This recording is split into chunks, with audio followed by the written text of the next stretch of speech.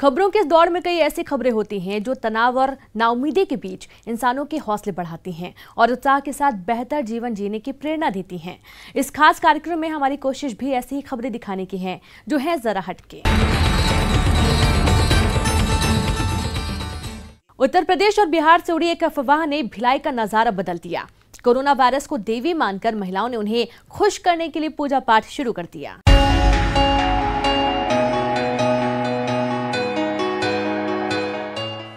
अंधविश्वास की जड़ें हमारे समाज में कितनी गहरी हैं, ये दुर्ग के भिलाई का नजारा देखकर समझा जा सकता है। आज के वैज्ञानिक युग पर अंधविश्वास रूपी आस्था इतनी भारी पड़ी कि कोरोना जैसी जानलेवा बीमारी को देवी मान लिया गया। जब कोरोना को देवी मान लिया गया तो अब उन्हें खुश करने का भी यत्न होने लगा। इलाके की महिलाओं की माने तो कोरोना देवी नाराज हो गई हैं और यही वजह है वो नाराज होकर धरती पर तांडव मचा रही हैं। इन्हें शांत करना बेहद आवश्यक है और इसीलिए उनकी पूजा अर्चना की जा रही है। कहते हैं ना, डॉक्टर लोग बोलते हैं कि हमारा पूजा कीजिए, मतलब दुआ भी कीजिए आप लोग, और मतलब हम इलाज भी कर रहे हैं तो डॉक्टर अपना भी इलाज करे और हम लोग भी अपने मन से जो श्रद्धा है वो हम लोग कर रहे हैं। जिस कोरोना बीमारी का इलाज खोजने में दुनिया के बड़े से बड़े देश और बड़े से बड़े वैज्ञानिक अभी जूझ रहे हों, अरबों खरबों रुपए वैक्सीन की खोज में स्वाहा हो गए हों, उस बीमारी से बचने का तरीका लोगों के अंधविश्वास ने बता दिया। 9 लड्डू, 9 लौंग और 9 फूल को रखकर 9 अगरबत्ती से पूजा करके कोरोना देवी को गुड़ या फिर शरबत भेंट कर अगर उनसे क्षमा मांग ली जाए तो फिर आप उनके कहर से बच जाएंगे। 9 ठोक लड्डू रहेगा, अगरबत्ती रहेगा, 9 ठोक फूल रहेगा, 9 ठोक लौंग रहेगा, कपूर रहेगा, 9 जगह जला के खाली स्थान रहेगा। खेत रहता है तो यहाँ तो खेत नहीं है, खाली स्थान जहाँ जगह है, मैदान है, वहाँ जाके पूजा करके आदमी वहाँ एक ठो गड्ढा खोन के वहाँ पर गड्ढा खोन के 9 लड्डू फूल, 9 ठो लौंग और कपूर जो जला रहता है उसको वहाँ पर धर के उसको पानी गिरा के अपन करुणा माता से क्षमा मांगते हैं कि हे करुणा माता, आप जहाँ से आए हो आप वहाँ चले जाइए। बताया जाता है कि बिहार के गांव में जब कुछ लोग गाय चरा रहे थे तभी कोरोना देवी प्रकट हुई और प्रकोप से बचने के लिए खेत में विधि विधान के साथ पूजा अर्चना करने का आदेश दिया। ये खबर जंगल के आग की तरह फैली और दुर्ग के भिलाई तक जा पहुंची। भिलाई में अब कोई खेत नहीं होने की वजह से महिलाएं खुले मैदान में ही पूजा कर रही हैं। उत्तर प्रदेश बिहार में कुछ एक अफवाह फैला था, उस अफवाह को इन्होंने अपनी आस्था बनाते हुए लोगों के महिलाओं द्वारा पूजा अर्चना किया गया और ये पूजा अर्चना सुबह 6 बजे से लेके 11 बजे, 12 बजे, 2 बजे तक, दोपहर तक चलता रहा। भिलाई की इन तस्वीरों को देखकर मानना पड़ेगा कि अभी भी देश अंधविश्वास के मकड़जाल में उलझा है। अंधविश्वास और आस्था में एक लकीर भर का फर्क होता है। जिम्मेदारी समाज के सजग लोगों की है, जिम्मेदारी सरकारों की है। लोगों को इस फर्क को लेकर सजग होना होगा, तभी आस्था को अंधविश्वास बनने से रोका जा सकता है। न्यूज़ 18 भी आपसे अपील करता है, आप ऐसे किसी भी दिखावे में ना पड़े, खुद भी सजग रहें और अपने आसपास के लोगों को भी अंधविश्वास से सजग करते रहें। इसके साथ ही कोरोना महामारी को लेकर सरकार द्वारा जारी गाइडलाइन का जरूर पालन करें। न्यूज़ 18 के लिए दुर्ग से संवाददाता मिथिलेश ठाकुर की रिपोर्ट। दंतेवाड़ा में अब पेंशन मजदूरी के भुगतान के लिए लोगों को दर दर भटकने से निजात मिल गई है। अब यहां हितग्राहियों के घर पहुंचकर प्रशासन उन्हें पेंशन से लेकर अन्य कई योजनाओं से जुड़े नकद का भुगतान कर रहा है।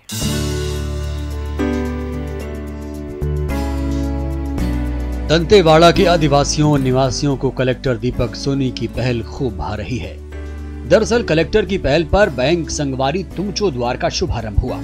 इस कार्यक्रम के तहत बैंक कर्मचारी, जिन्हें दंतेश्वरी माई मितान भी कहा जा रहा है, वो हितग्राहियों के घर पहुंचकर सरकार की विभिन्न योजनाओं से जुड़े नकद का भुगतान कर रही हैं। इस कार्यक्रम के चलते सामाजिक सुरक्षा योजना की पेंशन हितग्राहियों से लेकर मनरेगा से जुड़े लोगों को अपने पैसे के लिए भटकना नहीं पड़ रहा है। उनके हक का पैसा अब उन्हें अपने घर पर ही मिल रहा है। इस पहल का सबसे ज्यादा लाभ बुजुर्ग, महिलाओं के अलावा दिव्यांगों को हो रहा है। देखने सकता हूँ। हाँ। पहले मुझे पेंशन के लिए दूर जाना पड़ता था। हाँ। लेकिन अभी हमारे घर के पास आए हैं, घर के पास ही घर में ही मुझे पेंशन मिल गया। इसलिए मैं जीएम साहब को बहुत बहुत धन्यवाद देता हूँ। क्या क्या पैसा मिला है? पेंशन मिला है। तो पहले कहाँ जाते थे पेंशन के लिए? घर जा रहे थे, बैंक जाते थे। अभी अभी घर से लाके दिए ना। घर में आके दिए। तो कैसा अभी अच्छा है कि पहले अच्छा था? नहीं, अभी अच्छा है। जिले के समाज कल्याण विभाग की योजनाओं के 19,000 पेंशनधारियों और NRLM के हितग्राहियों के लिए शुरू की गई इस पहल में फिलहाल 57 लोगों को जोड़ा गया है। ये लोग हितग्राहियों के घर घर जाकर सुविधा का लाभ दे रहे हैं। आगे 40 लोगों को और भी जोड़े जाने की योजना है।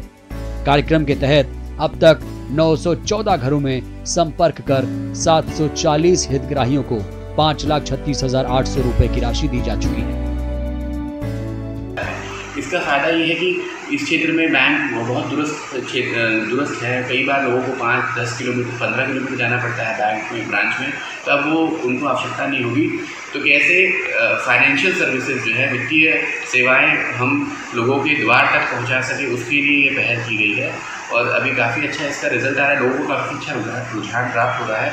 और वर्तमान में हमने 57 जो है दंतेश्वरी माई मैदान को इस कार्य में लगाया है। और आगामी 10-15 दिवस में जो है और करीब 30-40 लोगों को और लगाएंगे। तो ये प्रोजेक्ट एक इस तरह से लिया गया है कि लोगों को घर बैठे ही जो है सुविधा मिल पाए बैंकिंग की। निश्चित तौर पर प्रशासन की इस पहल ने हितग्राहियों के चेहरे पर मुस्कान बढ़ा दी है। कार्यक्रम का उद्देश्य लोगों की आर्थिक सामाजिक स्तर में सुधार करने समेत उन्हें सक्षम बनाना भी है। युवाओं तथा महिलाओं को घर घर जाकर पेंशन मजदूरी भुगतान करने की योजना से ये उद्देश्य सार्थक होता दिख रहा है। न्यूज़ 18 के लिए दंतेवाड़ा से संवाददाता अब्दुल हमीद सिद्दीकी की रिपोर्ट। कोरोना संक्रमण काल में बॉलीवुड एक्टर सोनू सूद हजारों प्रवासी मजदूरों को अपने खर्चे पर उनके घर भेजकर रियल लाइफ के हीरो बनकर उभरे। उसी तर्ज पर रतलाम के एक शख्स ने भी अपने खर्च पर दूसरे राज्य में फंसे 33 मजदूरों की घर वापसी की है। तस्वीर में 33 लोगों के लिए साथ खड़े राजेश पुरोहित भगवान से कम नहीं। राजेश पुरोहित ही वो शख्स हैं जिन्होंने इन 33 लोगों को नया जीवन दिया है। देश में कोरोना वायरस के चलते जब लॉकडाउन लागू किया गया तो रतलाम के कमदरी गांव में रहने वाले ये 33 मजदूर आंध्र प्रदेश में फंस गए। इन्हें वहां मजदूरी कराने ले गया इनका ठेकेदार भाग गया और ये लोग मदद की आस में दर दर भटकने लगे। इन मजदूरों के पास ना तो रुपए थे और ना ही राशन। इन लोगों ने कई दिन खुले आसमां के नीचे तो कई दिन शमशान में बिताए। पढ़े लिखे नहीं होने के चलते भी सरकार की ऑनलाइन रजिस्ट्रेशन योजना इन तक नहीं पहुंच सकी। थक हार कर इन मजदूरों ने गांव के राजेश पुरोहित से मदद मांगी। राजेश पुरोहित ने काफी प्रयास के बाद अब इन्हें अपने घरों तक पहुंचाया। सर हमारे तो परेशानियाँ तो बहुत है। मतलब हम जिस दिन से लॉकडाउन चालू हुआ उस दिन से वहाँ की राज्य को हमने बहुत कोशिश किया तो बोले हमारे को परमिशन दे दो या हमारे को कुछ व्यवस्था करवाओ। ये लोगों वहाँ से आंध्र प्रदेश से कोई व्यवस्था नहीं हुई हमारी। अच्छा। और फिर बहुत ज़रूरत से ज़्यादा हम परेशान हो गए तो हमारे करमदी के राजू भाई साहब है रोज करके उनसे हमने फोन लगाया तो उन्होंने हमारे कुछ व्यवस्था की। राजेश की माने तो इन मजदूरों की घर वापसी आसान नहीं रही। जानकारी के बाद कई बार जिला प्रशासन और सरकार के जिम्मेदारों को इन मजदूरों की समस्या बताई गई, लेकिन किसी ने इस पर कोई ध्यान नहीं दिया। जब उम्मीद की हर किरण बुझ गई तब इन्होंने अपने दम पर इन जरूरतमंदों की मदद करने की ठानी। अपनी जमा पूंजी और लोगों से चंदा इकट्ठा करने के बाद 60,000 रुपए में 2 गाड़ियों को बुक किया गया और अब मजदूर रतलाम पहुंच गए। फिलहाल प्रशासन ने इन मजदूरों को होम क्वारंटीन किया है। ये आंध्र प्रदेश में फंसे हुए थे। ये लगातार 2 महीने से मेरे संपर्क में थे। इनके पास खाने पीने का सामान नहीं था। इनका ठेकेदार गुजरात का था जो इन्हें छोड़कर भग गया था। ये एक शमशान में अपना आश्रय बनाए हुए थे। मैंने लगातार प्रशासन और मध्य प्रदेश शासन से संपर्क किया, उनको अवगत कराया, टोल फ्री नंबरों पर अवगत कराया, लेकिन कहीं से कोई हेल्प नहीं मिली। फिर मुझे इंदौर के एक मेरे दोस्त के द्वारा वहाँ की सामाजिक संस्थाओं का पता चला। तब हम सब ने मिलकर इनकी जो मदद थी, आर्थिक रूप से, सामाजिक रूप से जो भी मदद थी, हम लगातार कर रहे थे। समाज में ऐसे ही लोग असली हीरो कहलाते हैं। पर्दे के पीछे रहकर जरूरतमंदों की मदद करने में यकीन करने वाले लोगों के प्रयास से ही समाज कोरोना पर विजय जरूर हासिल करेगा। न्यूज़ 18 के लिए रतलाम से संवाददाता सुधीर जैन की रिपोर्ट।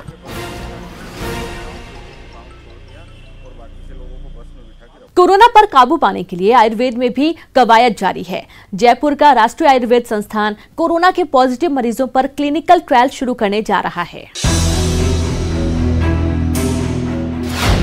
आयुर्वेदिक दवा का क्लिनिकल ट्रायल। जयपुर राष्ट्रीय आयुर्वेद संस्थान की पहल।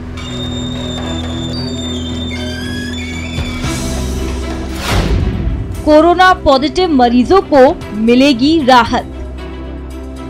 कोरोना को मात देने के लिए राजस्थान में आयुर्वेदिक दवा की ट्रायल शुरू हो गई है। पहले चरण में राष्ट्रीय आयुर्वेद संस्थान ने डॉक्टरों, नर्सों और पुलिसकर्मियों को इम्यूनिटी बूस्टर कैप्सूल, काढ़ा और च्यवनप्राश दिया है। वहीं सूबे के 6 जिलों के 6000 कोरोना पॉजिटिव मरीजों पर संशमनी बटी और गुरुची बटी का ट्रायल शुरू किया जा रहा है। उसके बाद दवा का असर नोट कर उसे क्लिनिकल रिसर्च ऑर्गेनाइजेशन को दिया जाएगा, जिसका अध्ययन कर दवा के असर का निष्कर्ष निकाला जाएगा। राष्ट्रीय आयुर्वेद संस्थान के विशेषज्ञों की टीम ने एक इम्यूनिटी बूस्टर किट तैयार की है और ये किट, इसमें च्यवनप्राश, इम्यूनिटी बूस्टर कैप्सूल और एक इम्यूनिटी बूस्टर काढ़ा, ये 3 चीज़ें हमने लेकर के किट बनाई है और 15 दिनों की दवाई हम लोगों को देते हैं। 7-7 दिन की, यानी 7 दिन के बाद दोबारा से रिपीट कर रहे हैं और अब तक 5000 लोगों में ये जो इम्यूनिटी किट है इसको हम डिस्ट्रीब्यूट कर चुके हैं और इसका फीडबैक और इसका हम डेटा भी तैयार कर रहे हैं। आयुष मंत्रालय के अधीन काम करने वाले आयुर्वेद संस्थान ने कोरोना को लेकर 4 दवाएं बनाई हैं, जिनमें से एक का नाम है आयुष 64। इसे लेकर आयुष मंत्रालय उत्साहित है। ये दवाएं सवाई मानसिंह अस्पताल और RUHS अस्पताल में भर्ती कोरोना मरीजों को दी जा रही है। ये दवा सामान्य तौर पर पहले मलेरिया के लिए दी जाती थी, लेकिन इसमें कुछ बदलाव के साथ कोरोना पॉजिटिव मरीजों को दी जा रही है। उसके बाद दोनों समूहों की दवाओं का असर देख निष्कर्ष निकाला जाएगा। और वो जो दवाई हम शुरू कर रहे हैं वो आयुष 64 नाम से एक दवाई है। वो भारत सरकार के CCRS जो अनुसंधान विंग है उसके द्वारा पैदा की गई दवाई है या तैयार की गई दवाई है और उसी का प्रयोग हम यहाँ पर कोविड-19 पॉजिटिव पेशेंट्स के ऊपर कर रहे हैं। साथ ही राष्ट्रीय आयुर्वेद संस्थान में कोरोना जांच के लिए मशीनें आ चुकी हैं और बहुत जल्द रोजाना 3000 लोगों की जांच की जाएगी और आयुर्वेद की दवाओं के सफल प्रयोग के बाद कोरोना का इलाज भी सस्ता और सुलभ हो जाएगा। न्यूज़ 18 राजस्थान के लिए जयपुर से सचिन शर्मा की रिपोर्ट। और यहाँ पर वक्त एक ब्रेक का है, हम जल्द हाजिर होंगे। अनलॉक 1 अभी चल रहा है, लेकिन इस मौके पर झारखंड की राजधानी रांची का एक पुलिस स्टेशन ऐसा है जो मजदूरों को खाना खिला रहा है। टेबल पर बैठकर खाना खा रहे ये लोग किसी होटल में नहीं और ना ही किसी पार्टी में खाना खा रहे हैं, बल्कि ये एक पुलिस स्टेशन है जहां दिहाड़ी मजदूरों, गरीबों को देश में लगे लॉकडाउन से ही लगातार खिलाया जा रहा है। अभी हमारा लगभग 500 से 600 2 टाइम मिला के लोग खाते हैं, 600-700 तक। राशन सरकार के तरफ से भी चावल और दाल देने का प्रकोप किया गया है। बाकी अरेंजमेंट हम लोग कुछ पुलिस जो हमारे हैं विभाग के लोग हैं, लोग अपने से भी कुछ करते हैं और इसी तरह से कुछ और भी हमारे जो प्रबुद्ध जनता लोग हैं वो लोग भी कुछ मदद करते हैं। इस तरह से चल रहा है। रांची की बरियातू पुलिस ने समाज कल्याण का ये बीड़ा उठाया है। यहाँ दिहाड़ी मजदूर, बेरोजगार युवक और राजधानी रांची के आसपास से आए लोग मुफ्त में खाना खा रहे हैं। ये सिलसिला महीनों से जारी है। यहाँ आकर खाना खा रहे लोग पुलिस की इस मदद से बेहद खुश हैं। आज सब्जी सवेरे बनता है, किसी दिन खिचड़ी बनता है, किसी दिन दाल पूड़ी सब्जी बनता है, पूड़ी सब्जी बनता है। चेंज होकर बनता है सप्ताह में, डेली के डेली। आदमी वही चावल बनता है तो 1 कुंटल लगभग बनता है, 1 कुंटल 20 केजी, 10 किलो 8 किलो कम भी बनता है। खाना तो बहुत अच्छा है, खाना तो बोले तभी तो लॉकडाउन के चक्कर में बहुत अच्छा सुविधा मिला हुआ है यहाँ पर रांची जगह में, रांची शहर में। अमूमन पुलिस का चेहरा समाज के बीच सख्त नजर आता है, जो गुंडों मवालियों के खिलाफ कार्रवाई करती है। लेकिन कोरोना के चलते आए इस मुश्किल वक्त में पुलिस की इस पहल की लोग जमकर सराहना कर रहे हैं। Bureau report, news 18 network. अब उस शख्स की बात करेंगे जिसने कभी अपने हुनर की बदौलत वर्ल्ड रिकॉर्ड में अपना नाम दर्ज करा लिया था, लेकिन आज वो गुमनामी की जिंदगी जी रहा है।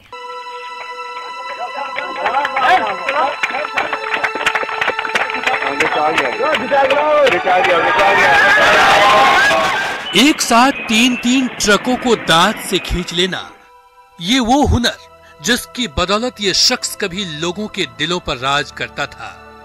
जब इसके पैरों के साथ 3-3 ट्रक चलते थे तो लोग तालियां बजाते हुए नहीं थकते थे। यही वो हुनर है जिसने इसे वर्ल्ड रिकॉर्डधारी बनाया। वो शख्स आज गुमनामी की जिंदगी जी रहा है। गुजर बसर करने के लिए कभी डिलीवरी बॉय का काम करता है तो कभी खेतों में कुदाल चलाता है। अभी हम करते हैं स्विगी कंपनी जो है डिलीवरी बॉय, उसमें काम करते हैं। छोटा सा बारी है, मतलब खेती बाड़ी करते हैं थोड़ा बहुत, और परिवार को उसी से गुजरा होता है। अपने हुनर से झारखंड का नाम रोशन करने वाले राजेंद्र साहू को सरकार से बड़ी उम्मीद थी, लेकिन वो उम्मीद अब टूटती नजर आ रही है। हालांकि राजेंद्र को अब भी लगता है कि अगर सरकार की ओर से थोड़ी मदद हो जाती तो गिनीज बुक में उसका नाम दर्ज हो जाता। सबसे पहले सरकार से सहायता चाहिए सबसे पहले, उसके बाद गिनीज में अपना नाम चाहिए। उसके लिए हमें एक बार फिर खींचना होगा दिल्ली में। आर्थिक स्थिति ठीक नहीं है हम लोगों की। सरकार अगर कुछ मदद करती तो आगे निकल सकता था। राजेंद्र के सपने बहुत बड़े हैं, लेकिन हाथ खाली है। रोजी रोटी की जुगाड़ करते उसकी जिंदगी गुमनामी में बीत रही है। हालांकि राजेंद्र को अब भी भरोसा है कि सीएम उसका वादा निभाएंगे और खेल खिलाड़ी के लिए जरूर कुछ अच्छा करेंगे, जिसमें उसका भी भला होगा। न्यूज़ 18 के लिए रांची से ओम प्रकाश की रिपोर्ट। कोरोना ने जिंदगी की रफ्तार के साथ साथ सिनेमाई पर्दे को भी उदासीन बना दिया। झारखंड का हॉलीवुड भी उससे अछूता नहीं है। देखिए रांची से संजय सिन्हा की रिपोर्ट। कैसी है ये लाचारी, छाई है बेरोजगारी, मर मर के जी रहे हैं, करे कैसे कलाकारी, कलाकारों पे करो कुछ विचार। हॉलीवुड की रंगीन दुनिया के दर्द को बताने के लिए गीतकार विजय प्रभाकर जी के ये गीत काफी है। करीब 300 करोड़ से ज्यादा का कारोबार करने वाला हॉलीवुड आज खुद को कोरोना के आगे लाचार महसूस कर रहा है। कोरोना बंदी की वजह से आज हॉलीवुड की करीब 20 फिल्में अधर में लटकी हैं, जिसमें नागपुरी, संथाली, हिंदी और खोरठा जैसी दूसरी भाषा की फिल्में हैं। जय नूतन पंकज जी की प्रोजेक्ट थी। मेरी प्रकाश झा की परीक्षा जो रिलीज होने वाली थी, उनकी रिलीजिंग के बाद ही बहुत से ऐसे प्रोजेक्ट थे जिन पे मैं वर्क करने वाली थी, बट कोरोना की वजह से सभी कुछ बंद है। अभी कम से कम 3000 टेक्नीशियन हैं, काम करने वाले बंदे लोग हैं इस झारखंड फिल्म उद्योग में, और हम समझते हैं कि इस लॉकडाउन में कम से कम 350 करोड़ रुपये जो है वो नुकसान हुआ है। मैं इस रिलेशनशिप को यही खत्म करना चाहती हूँ। सिनेमाई पर्दे को खूबसूरत बनाने के पीछे कई चेहरों की कड़ी मेहनत और उनका पसीना बहता है। आज ऐसे ही कलाकार कोरोना काल में जिंदगी की असली शूटिंग कर रहे हैं। चेहरे पर खुशियों के रंग भरने वाले इन कलाकारों के सामने जब न्यूज़ 18 का कैमरा आया तो घर में रोजी रोटी का दर्द भी चेहरे पर साफ उभर आया। धीरे धीरे जैसे बढ़ते चले गया, लॉकडाउन बढ़ते चले गया, काम हम लोग का पूरा ठप पड़ गया, एक भी काम नहीं। और आने वाला समय में भी नहीं लग रहा है कि हम लोगों का काम और आगे होगा। जितना भी सेविंग्स थी धीरे धीरे सब खत्म होते जा रही है। सेविंग्स भी काम नहीं चल रहा तो क्या करे नहीं करे समझ में नहीं आ रहा था, इसलिए हम लोग फिर रोड में यही सब्जी उब्जी बेच के अपना रोजी चला रहे हैं। अभी झालीवुड की स्थानीय भाषा की फिल्मों का बाजार सिर्फ झारखंड तक ही सीमित नहीं है। झालीवुड फिल्मों के दर्शक बंगाल, उड़ीसा और उत्तर पूर्व के राज्यों से लेकर अंडमान निकोबार तक फैले हैं। लिहाजा अब झालीवुड राज्य सरकार से स्थानीय भाषा की फिल्मों के लिए अपने हक के रूप में सब्सिडी की मांग कर रहा है। न्यूज 18 के लिए रांची से संजय सिन्हा की रिपोर्ट। बिलख रहा है घर द्वार, दूजा न कोई है आधार। और इसी के साथ खबरें जरा हटके में फिलहाल इतना ही। मुझे दीजिए इजाजत। नमस्कार।